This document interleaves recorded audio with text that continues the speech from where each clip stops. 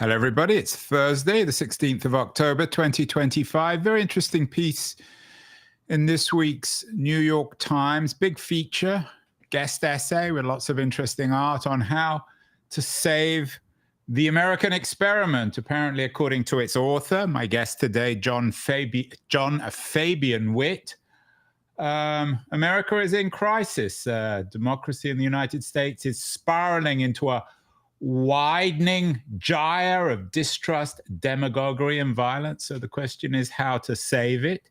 He has a new book out this week, The Radical Front, How a Band of Visionaries and $1 Million Upended America. It teaches at Yale University, and he's joining us, appropriately enough, from New Haven, where Yale is based. John, congratulations on the new book. I'm not sure if you came up with that title, How to Save the American Experiment, but what exactly in your mind is the American experiment? Well, not my title, but I kind of like it. It's a project to create a modern democracy. I mean, that's how do we live together? How do we live together across wild diversities, wild differences? How do we unleash our energies and without killing one another? That's the project, right? You're the expert, John. And how much of a crisis are we in? How much is what your editor at the New York Times calls the American experiment? How much of it is jeopardized? Well, the amount of distrust in our politics right now is really destructive. I mean, I'm not saying anything. I'm not saying anything exceptional when I say that. The thing that I want to add to the conversation, Andrew, is the idea that we've been here before in the modern world. Modern democracies have encountered moments of radical distrust before, including in the United States. And I think if we go back to a century ago in the 1920s, we can see some really astonishing parallels. And that's what the Times piece was about. And that comes out in the book too. Well, you would say that, John. You're a historian. We've been there before. And of course, your new book, which is already getting rave reviews, The Radical Fund, How a Band of Visionaries and $1 Million Upended America, is about being there before. Before we get to the Radical Fund itself, let's go back to the 20s. What's your interpretation? Are the 1920s rather like the 2020s? Well, let's think of a country coming off a pandemic, a world coming off a pandemic, a world in which capitalism has produced massive new economic inequalities, a world in which immigration is being shut down in the United States and around the world. I mean, the parallels kind of astonishing when you think about it that way. We've got surging Christian nationalism. The 1920s had the second coming of the Ku Klux Klan. I mean, the parallels just keep going on and on. New information technologies coming on board, changing the way in which we learn about the world around us. I mean, a whole bunch of different things. Yeah, it is interesting. It's almost uncannily similar, although when one thinks of, I don't know, the Scopes trial in the 20s, we did a show about that a couple of months ago. The political implications or the political map of something like the Scopes trial seems rather different from the 2020s, but maybe we'll come to that later. Are there any profound differences before we get to the Radical Front, John, and how, in your view at least, it offers some hope for the 2020s? Are there any profound differences between the 1920s and the 2020s? You're a historian, so that you know better than anyone that history never quite repeats itself. Maybe it rhymes, as one famous American once observed. Well, for sure, huge differences. Let's take two. The mass industrial capitalism of the 1920s doesn't look like the capitalism of the 2020s. Like gig work, virtual work, the rise of AI, the kinds of things that are reshaping technologies of capitalism in the 2020s are new to our moment. The thing they share in common, I'll get to a second difference in a minute, but the thing they share in common is we're in moments of flux. So the rise of the second industrial revolution of the modern mass consumer economy was a moment of real flux and dislocation. We're in a similar moment of flux and dislocation. Second big difference, I'd say, is politics.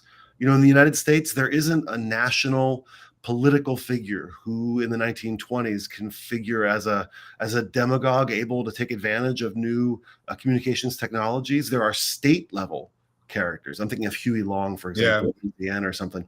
But the existence of a national political channel. I mean, FDR is going to begin that with his fireside chats, but in the 20s that doesn't really exist, and so that's different for sure. If John Fabian Witt, who teaches at Yale, if he was around in the 1920s, there were, of course, equivalents of Witt in the 20s, historians at Yale and all the leading universities. Had I asked this equivalent of Witt back in the 20s, what are the historical comparisons? Where can we look in history to understand this crisis of America in the 1920s? Where would historians look? Would they have looked to the Civil War, to the founding of the Republic, to the first Industrial Revolution? Well, maybe the couple decades before the Civil War, that you've got a moment of huge economic growth, the Industrial Revolution takeoff for the United States, vast growth, the Erie Canal and the railroads that follow, producing huge growth, but at the same time, a huge culture clash arising in North and South, and the controversy over slavery and abolition. So I think I might look to that moment. The thing I like about the 20s, which we can see from our perspective in a way that my predecessor a century ago couldn't have, is we figured out a way through without a civil war that killed 700,000 Americans. That's the idea. Is what are the lessons we can draw from the 1920s that managed to see this democracy anyway through? Were there historians in the 20s, John, who compared the strife, the potential, well, although in the 20s, of course, we're talking mostly before the Great Crash, but were there historians in the 20s who compared the divisions in America to the divisions in America before the Civil War?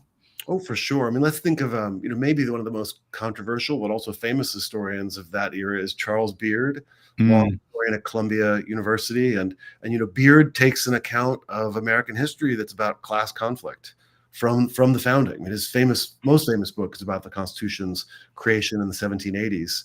But that class conflict-oriented view was one that he was drawing from his world of the 1910s and 20s. John, you're certainly not the first or the last historian or thinker to make the comparison between the 2020s and the 1920s. What you've done, though, is focus on this, what you call this radical fund, one of the first, if not the first, non-profit group focused on progressive issues to begin in the 20s. Why did you choose to write about the Radical Fund? And I assume that it's built around your concern with the dodgy state currently of the American experiment. It started, a long time ago. I started this book nearly a decade and a half ago. I had to piece it together from archives around the country. And it started because in my field, in the history of American law, Brown against Board of Education, its history, its current crisis, is a huge question. And this foundation helped to finance the beginnings of the Brown against Board of Education case, ruling segregation in American schools unconstitutional. And that's the beginning. And then what I learned was that they did so much more. That was just a small piece of their project. That's how I got in, and it kind of it spiraled from there. It's very much of an American narrative. One can indeed even imagine your book being turned into a Hollywood movie. I'm sure the movie rights haven't been snapped up. They will be. Tell me about this character, James Albert. No, his father was James Albert Garland. Your hero in the book, Charles Garland. Who was he and why is he important? Yeah, he's a curious character. He's he finds himself a kind of disillusioned, troubled Harvard undergraduate in 1920, turns 21 years old, and inherits $1 million made by his grandfather. His father's a playboy spendthrift who nearly loses the whole fortune, but inherits what's left of his grandfather's estate in 1920 and refuses it. Andrew, he says, I don't deserve this. I didn't earn this. Inheritance is unjust. It shouldn't exist in the world. I don't want to participate in a world of such outrageous inequality. And he says no. And this produces a huge to-do. The society pages from the papers in Boston and New York and Los Angeles descend on his farm in Cape Cod to ask him why he said no. And it produces one of the scandals of the era. He's a man of the left. I mean, I'm not comparing Garland to Luigi Mangione, another scion of the American elite who chose a different response to what he sees as injustice. But was Garland's generation, these wealthy sons and daughters of American industrialists, were they particularly prone, vulnerable to revolutionary theories, either from the left or the right? This foundation is part of the pivot of American progressive and left politics away from violence. I mean, if you think from the Haymarket Massacre in the 1880s, for a couple decades thereafter, through anarchist bombings and the industrial workers of the world in the 1910s, there's a huge amount of labor-oriented political violence in the United States. And in the 1920s, at the same time as this foundation, there's a pivot. And the people this fund finances are the early nonviolent practitioners of nonviolent protest. People like A.J. Muste, who helps to inspire a whole generation of civil rights activists in a later moment. So this is about that pivot. And Garland himself has that nonviolent commitment. He does become vulnerable to some Communist Party inspired intrigue later in his life, but in this period, it's really about that shift to nonviolence. So tell me about this man, Garland. He was an American patriot. What had I had the opportunity to interview him, what would he have told me about the American experiment? He'd tell you that it was deeply troubled. You know, here he is. He's a young man. He's not a man of any great special wisdom and experience when he inherits this money, and that's part of his point. He drops out of the fund's story. He gives the money to a couple people who are super energetic, brilliant interpreters of the American experience. Then he goes off and tries to form a set of utopian communes, first in Massachusetts, then in Pennsylvania, which are efforts to create models for how people might live together. He calls them April Farm, after the name of the first one in Massachusetts. And they are efforts to create worlds without private property, without marriage. He is opposed to the practice of monogamous marriage. There's all sorts of worries by communities around him that his utopian farms are going to turn into free love communes. And the society papers find this guy fascinating for a decade and more. So the 60s came in the 1920s, and it's an interesting narrative. I'm sure, as you say, it attracted journalists intrigued by the scandal of free love in the 1920s. And he was a guy who inherited a lot of money and felt maybe guilty about it and wasn't quite sure what to do with it. So he gave it to a foundation. But so what, John? I mean, this has happened many times in history. What's the big deal about Garland and his radical fund? So the big deal is who gets it. And the two guys who create it are Upton Sinclair, famous muckraker, novelist, writer of the book called The Jungle that I know you know and most of your listeners will know. This is the great pulling off of the blanket of silence around the slaughter yards of Chicago and the terrible labor abuses there. And also a guy named Roger Baldwin, who really takes the lead on the foundation for the next 20 years. And Baldwin has just founded the American Civil Liberties Union. And the ACLU is about protecting people's rights. And what we haven't understood about the history of the ACLU is that right alongside it is an affirmative, positive project, not about protecting people's rights, but about changing the world positively by creating new programs. And that's the Garland Fund. And Baldwin runs the two for 20 years right alongside one another. There's never been a lack of capital for these sorts of things. I mean, especially in the 1920s or 2020s during times of boom. So are you suggesting that the remarkable thing, John, about what you call the radical fund, Garland's fund, was that he was smart enough or lucky enough to find responsible adults to invest the money appropriately rather than frittering it away? There's a lot of luck in this. I mean, I'm always interested in contingency and history and accidents, and it's an accident of sorts that the money ends up with Baldwin, who's so well connected in progressive New York City. The thing about the 20s is that the great foundations are getting underway. You know, the world that we can recognize today is starting with Rockefeller, Carnegie, a whole bunch of big foundations on the scene, but none of them will have anything to do with the ACLU or the NAACP or the labor unions that spin out of those worlds. All those are anathema to Rockefeller and Carnegie. And so this little foundation, it's the only shop in town. It's a one-stop shop for those kinds of groups and forces them to come together in new ways. Why was the NCAAP or the ACLU, why were they, and I'm borrowing your word, such an anathema to a Carnegie or a Rockefeller? I mean, they weren't communists. They were simply trying to address issues of political freedom or racial injustice. What was the problem with them? Yeah, well, the ACLU is strongly the view that capital needs to be redistributed in the 1920s. That's the root of political and economic repression. That free speech actually requires something like social equality, or at least more equality than the 1920s had. I mean, Andrew, you've probably seen the great graphs, the U-shaped curves of equality and economic inequality, 1920 to the present. Huge economic inequality a century ago, reduced in the period in which labor unions managed to do some redistribution in the middle of the 20th century, and then right back up. So we're back again where they were in the 1920s. And honestly, Carnegie and Rockefeller, they're not interested in that. That's not their project. Interesting. And I mean, one of the ironies, I guess, John, again, you're all too familiar, is you're talking about a private philanthropic group funded by the money of a young idealist, Charles Garland.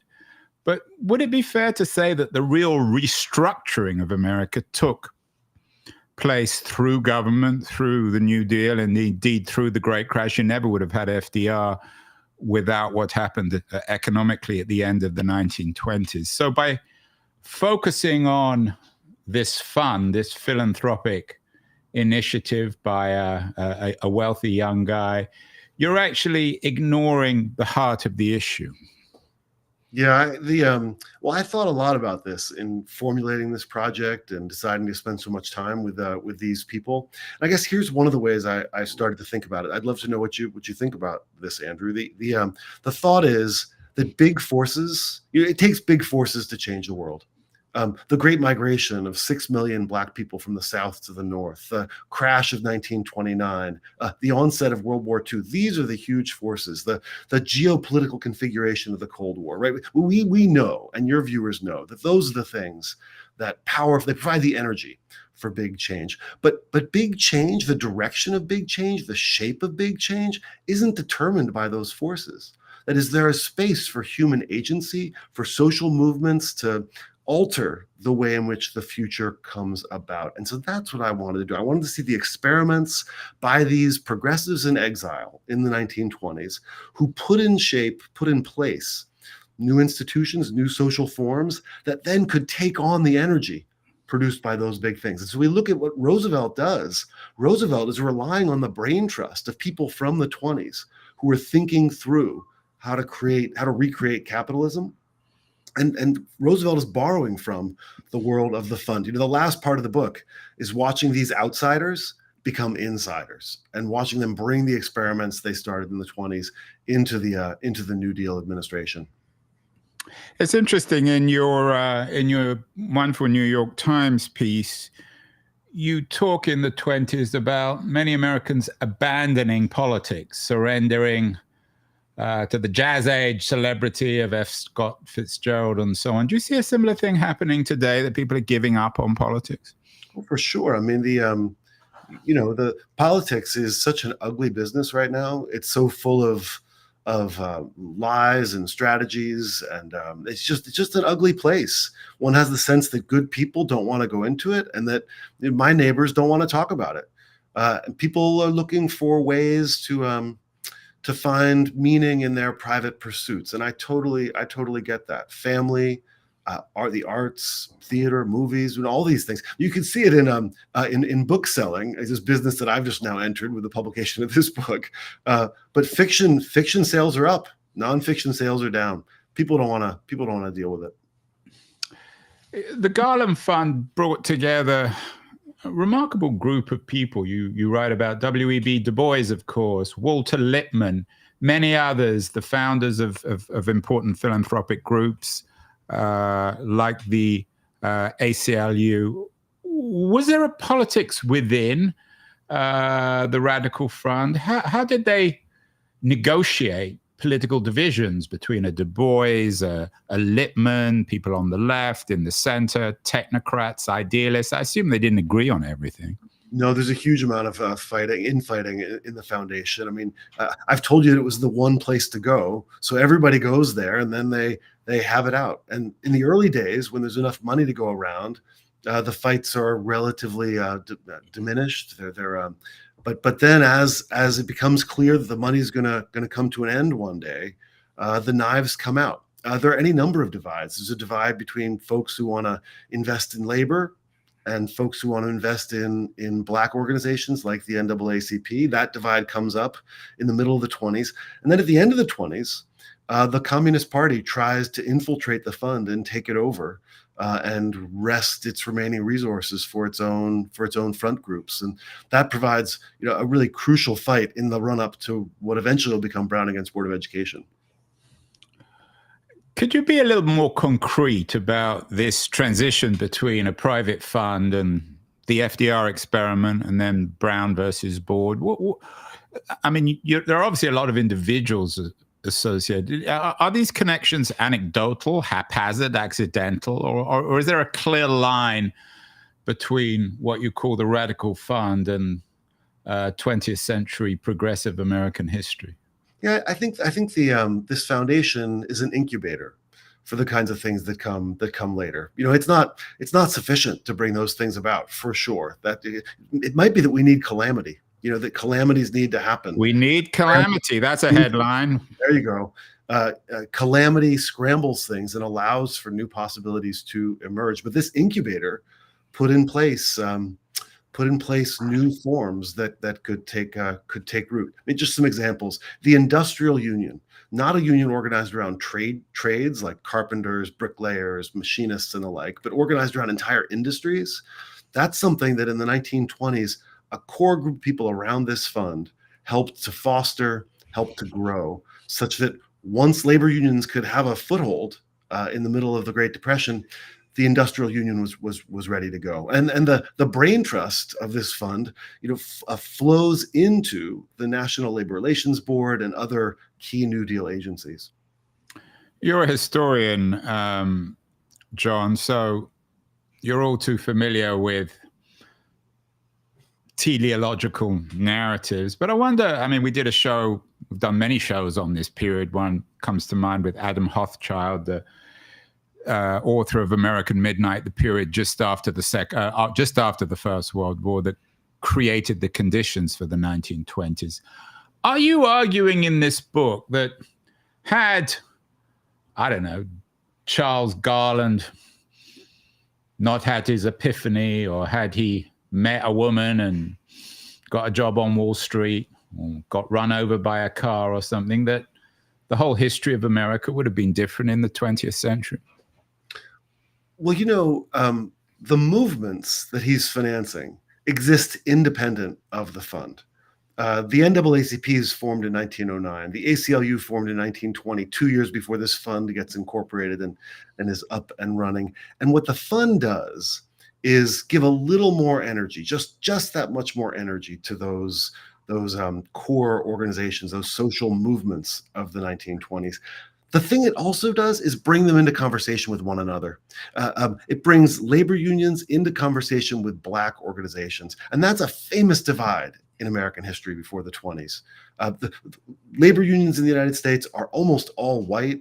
And the fund helps to produce the labor unions of A. Philip Randolph, the Brotherhood of Sleeping Car Porters. So the contribution is in creating and convening a conversation. And I don't want to understate the importance of that. I mean, that conversation about cross-race participation in a labor movement, that's crucial to the success, such as it was, of the American labor movement.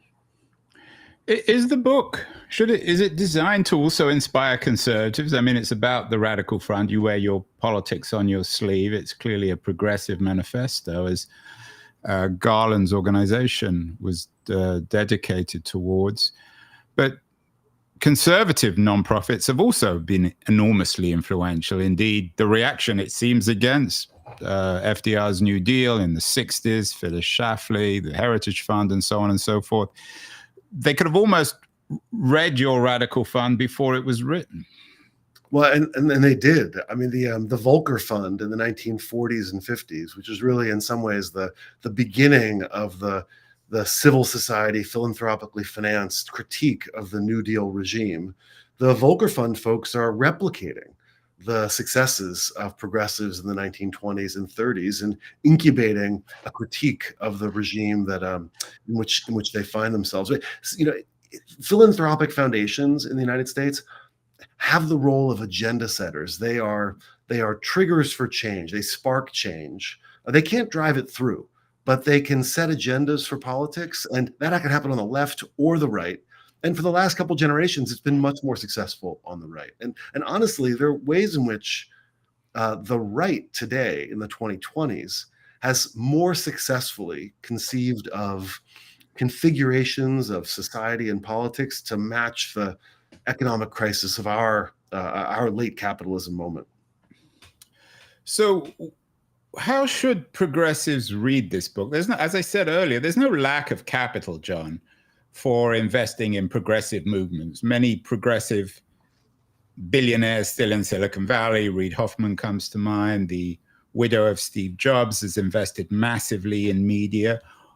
What's the message for progressives in the 2020s of the radical front? Obviously, you're suggesting they should put some of their wealth into making America a better place, but that's self-evident. You don't need to write a book about that. How would you like the equivalent of a Charles Garland, maybe the son or daughter of Larry Ellison or Steve Jobs or one of the Google multi-billionaires? How would you like them to read this book?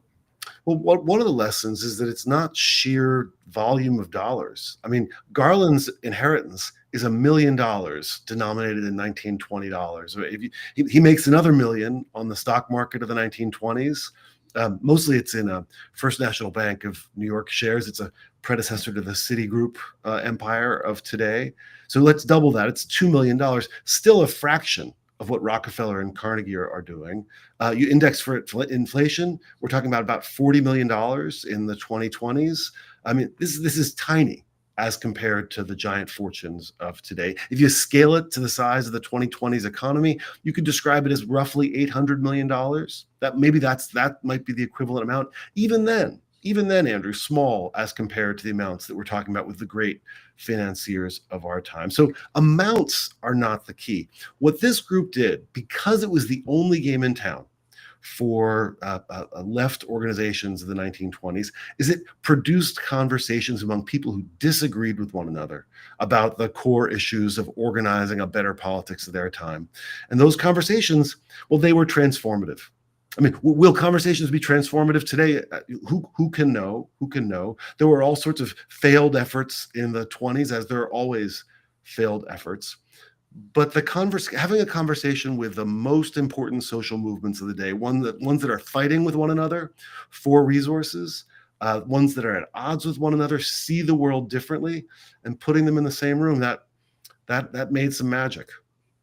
Are there similar conversations in the 20s? I mean, obviously you have Mandami in New York. You have the conversation that's been triggered by the Klein-Thompson book on abundance. Do you see the beginnings of similar conversations on the left in 2025?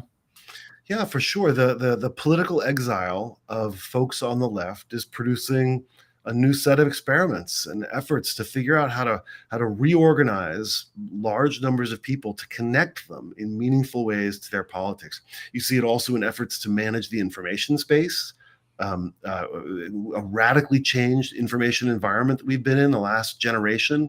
That's another thing that Americans were struggling with in the 1920s. So Lippmann, of course, was central in observing that, right? We did a biography of Lippmann a few months ago. Right, the new biography of Lippmann is just a great introduction for readers who want to see Lippmann for the 2020s. I'm glad you got to focus on that. So I think there are all sorts of experiments going on right now that are efforts to think through. Now, how successful have they been? I don't know. Are labor unions the way to connect people in the 2020s capitalism as they were in the 1920s capitalism? It's hard to say. And unions are trying to reorganize themselves to map the world, to match the world that we find ourselves in.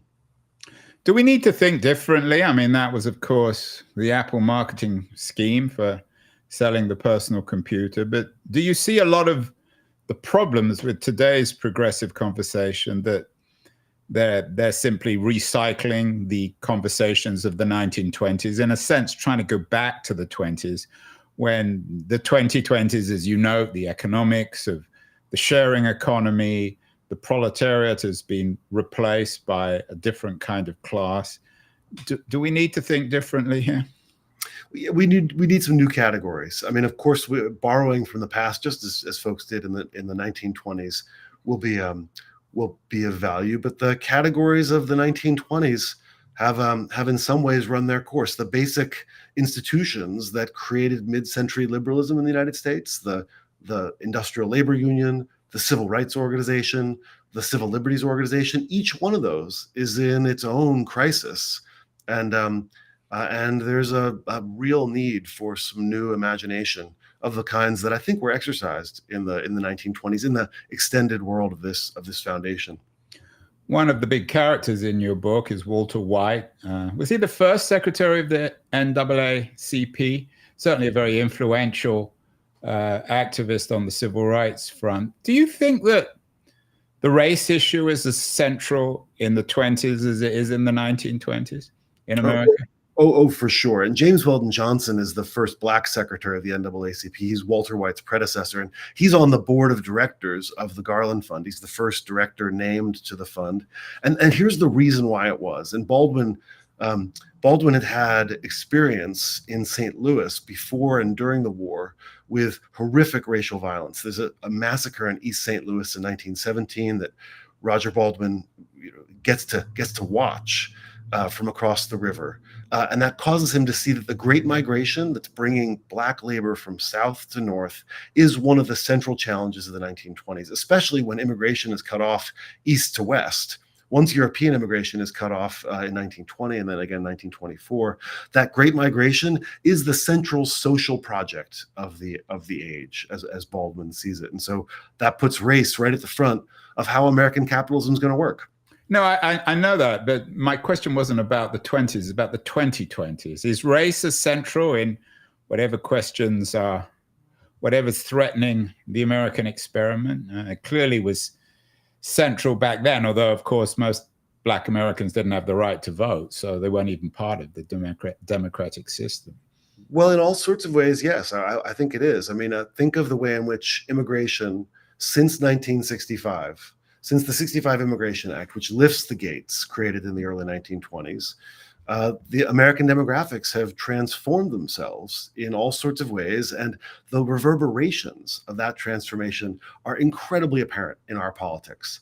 A politics of make America great again sound a whole lot like a politics of restore the normalcy of late 19th century America, which is the politics of the 1920s Republican Party. So I think race and immigration are central to our politics today, just as they were a century ago, and are things we all need to struggle with and figure out how to move forward with.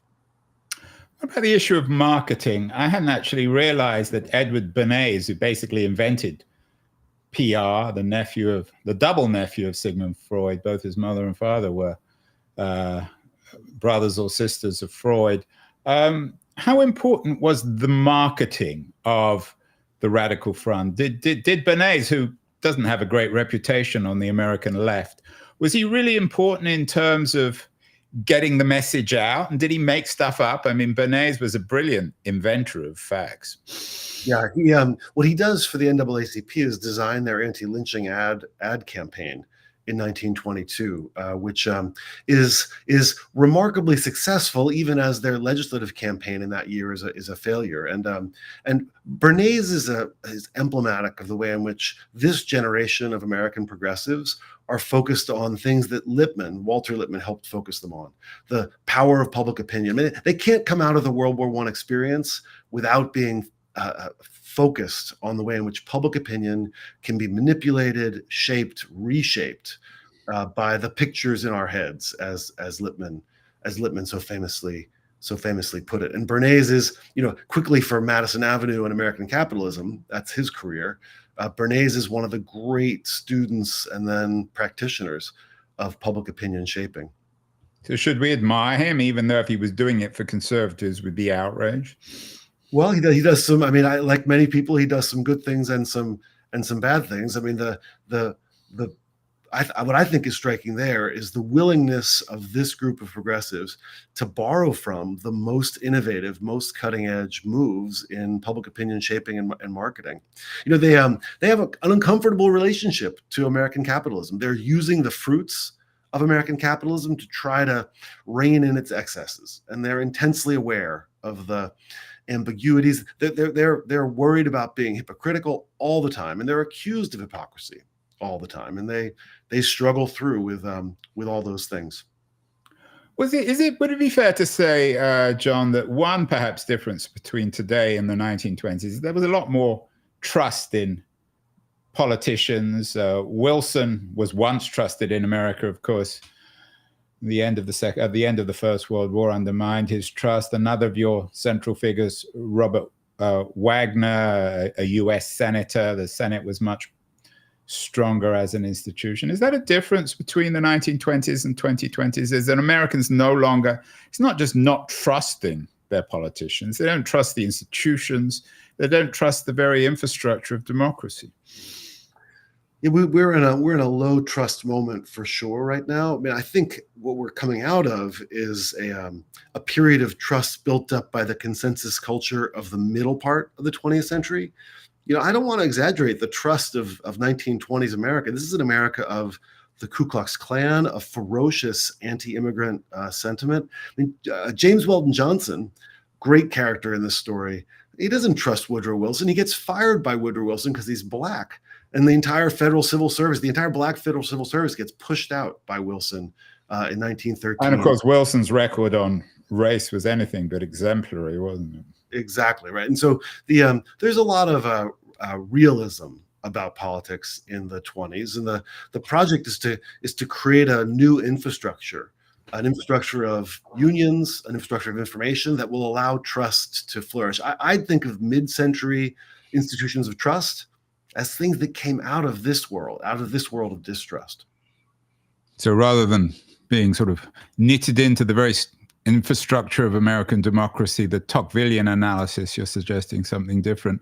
Right. Fascinating conversation, John. I have to come back to something you said. I'll probably use it as a title. You said we need a calamity. I'm assuming you're not looking forward to a calamity, though, are you? No, one doesn't want that. I mean, here I'm resting on the really astonishing book, The Great Leveler by Walter Scheidel, historian. Yeah, who's been on the show several times. He's a Stanford historian of antiquity, isn't he, originally? Right, and he's got the millennium-long study of how it is that moments of scrambling and equalization happen. And the Black Death is his paradigm case, medieval plague. Wars and civil wars and economic catastrophe. How close are we, John? More and more pieces, I'm sure you see them all the time, about an economic collapse, the AI bubble, obviously civil discord, maybe teetering on civil war. How close is America to what you call a calamity? Well, I'll lean on your point that history doesn't repeat itself; it rhymes. And so, the pathways by which the future is going to unfold are awfully hard for this historian to say. What I can say about the 20s and the lessons of the 20s is that the efforts of people to make it better haven't been irrelevant. I mean, that's maybe a thin reed. Haven't been irrelevant, but I hold on to it. That matters to me. Yeah, and of course, you're critical of Fitzgerald's withdrawal from politics. He famously said there are no second acts in American life. But I'm assuming you're faithful not just in a second American act collectively, but a third one. You believe in it, John. You may fear the calamity, but you still remain an optimistic American, that we can save what you call, or what your editor at the New York Times calls, the American experiment. You remain cheerful. Well, maybe it's characterological, but I grew up here. My kids grow up here. I've got an American flag on the barn in the backyard, and it matters to me. It matters to me a lot. I think there's a lot of good. I see in my neighbors a huge amount of good in this country, and the question is, how can we knit together some institutions that'll allow us to channel that instead of the madness of the world that we see all around us. Now, there you have it. One of the big books of the fall, The Radical Fund. It's out this week by John Fabian Witt, teaches history. And how do you teach both history and law, John? Did you get a special deal at Yale? Yeah, it's a I hope they're paying you double. Sadly not. But they treat me well. Well, congratulations on the book, John, and I hope you're wrong. I hope there won't be an American calamity. Let's hope so.